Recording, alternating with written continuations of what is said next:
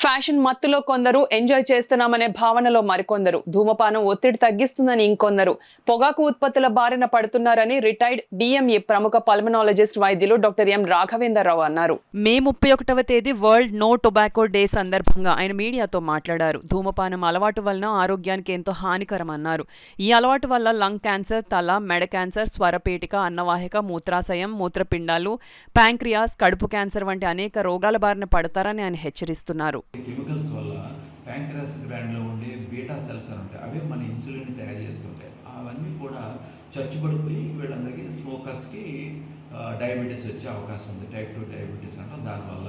తర్వాత ఇంకోటి ఏంటంటే ఈ ఎంఫసిమ్ వచ్చినప్పుడు ఈ కార్బన్ డైఆక్సైడ్ ఇవన్నీ లోపల పెరిగిపోవడం వల్ల బ్రెయిన్కి ఒక డ్యామేజ్ అవుతుందన్నమాట.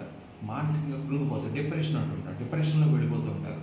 తర్వాత ఏంటంటే ఈ సిఓపిడి ఎంఫసిమ్ వచ్చినప్పుడు ఈ ఎముకల్లో ఉండేటువంటి కాల్షియం అంతా కూడా బయటకు వెళ్ళిపోతుంది. దాన్ని డీమినరలైజేషన్ అంటాం. ఈ సిఓపిడి వచ్చినప్పుడు అన్నీ డీమినరలైజేషన్ అయ్యి ఎముకలు మెత్తబడిపోవడం, అంటే పలచబడిపోయి కొంచెం ఇలా పడినా కానీ విరిగిపోవడం అనేది జరుగుతూ ఉంటుంది.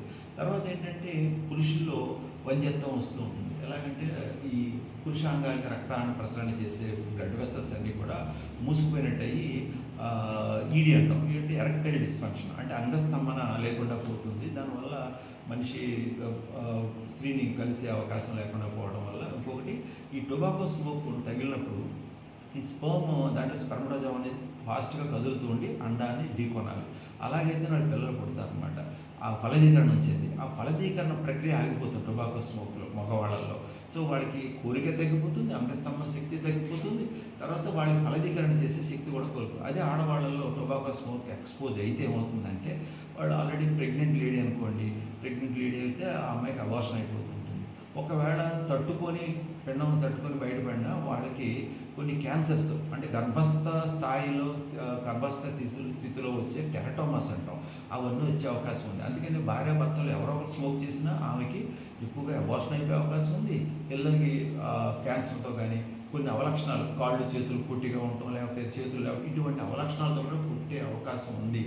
కాబట్టి ఇవన్నీ కూడా ప్రతి వాళ్ళు కూడా గమనించి ఈ టొబాకో స్మోక్ని, తర్వాత ఈ ఖైనీలు ఇవన్నీ కూడా మానేస్తే చాలా మటుకి మనం ఆరోగ్యంగా ఉండగలం. మనతో పాటు మన సమాజానికి కూడా మనం కాపాడగలం. అంటే ఇప్పుడు టొబాకో స్మోక్ చేస్తున్నాం, కాల్చొద్దు అని చెప్పినప్పటికీ మనం కాలుస్తుంటారు. మనకు ఒక్కరికే కాదు, దానికి ఎలా ఉంటుందంటే, సపోజ్ నేను కాల్చుతున్నాను అనుకోండి, నా భార్య, నా పిల్లలు చుట్టుపక్కల ఉన్నారనుకోండి, ఆ పొగ వాళ్ళకు కూడా తగులుతుంది. నేను 45% మాత్రమే స్మోక్ పీలుస్తా, మిగతా 55% బయటకు వదిలేస్తా. అది నా కుటుంబ సభ్యులు, నా ఫ్రెండ్స్ వాళ్ళందరూ కూడా పీల్చుకోవాలి. This is called as second hand smoking. ఈ రెండోది థర్డ్ హ్యాండ్ స్మోకింగ్ అని ఒకటి ఉంటుంది.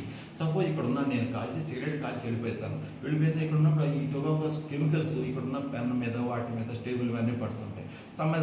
ఎవరో వచ్చి రెస్టారెంట్లో కాల్చి వెళ్ళిపోయాను, లేకపోతే వచ్చి ఎవడో ముట్టుకోవడం వల్ల ఆ కెమికల్స్ అతను తగులుకుంటాయి, చేతికి తగులుకోవడం. అతను కూడా ఈ టొబాకో స్మోకింగ్ వల్ల వచ్చి బ్యాడ్ ఎఫెక్ట్స్ వస్తాయి. That's called third hand smoking. ఇవన్నీ కూడా అంటే ఒక వ్యక్తి కాల్చడం వల్ల ఇన్ని అనర్థాలు ఉన్నాయి. కాబట్టి ఈ టొబాకో స్మోక్ని అందరూ కూడా, అయితే టొబాకో ఖైనీలు తింటాం కానీ పూర్తిగా నిషేధించగలిగి ఆ వాడకాన్ని మానేయగలిగితే కనుక మనకి చాలామంది మన కుటుంబాలు కాపాడుకోగలం, మనం కాపాడుకోగలం.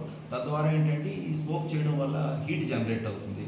దానివల్ల కొంత వార్మింగ్ ఉంటుంది, గ్లోబల్ వార్మింగ్ మెయిన్ గ్యాస్ వల్ల. ఎందుకంటే ఈ టొబాకో కాల్చడం వల్ల carbon dioxide, carbon monoxide, ethane అవి కూడా అటువంటివి కూడా గ్యాసెస్ రిలీజ్ అవుతుంటే they are called as greenhouse gases. So దానివల్ల భూమి మీద వాతావరణం వేడికి తద్వారా మనం కొన్నాళ్ళకి ఈ వాతావరణం మొత్తం నాశనం అయిపోయి మనిషి మనుగడకు వీలు లేనటువంటి పరిస్థితులు ఏర్పడతాయి. కాబట్టి ఈ